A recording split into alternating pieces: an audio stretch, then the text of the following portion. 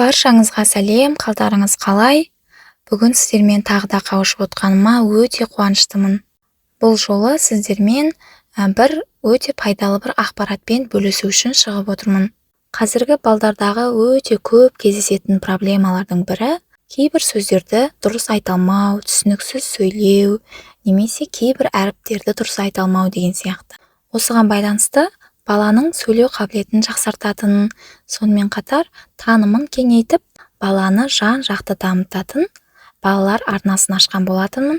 Сіздер үшін және сіздердің ұл-қыздарыңыз немесе немерелеріңіз үшін пайдасы болмаса, зияны болады деп ойламаймын. Себебі ол каналда өте көп баланың сөйлеу қабілетін арттыруға, дамытуға арналған видеолар бар. Олай болса, сол каналға да тіркеліп қойыңыздар.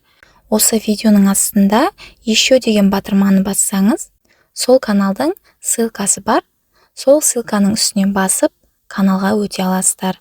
Менің ойымша, әр түрлі баланың дамуына, мінез-құлқының дұрыс емес қалыптасуына әсер ететін кейбір зиянды мультфильмдерді көргеннен, осындай баланың сөйлеу қабілетін дамытатын, сонымен қатар білімін арттыратын видеоларды көрген әлде қайда дұрыс деп ойлаймын.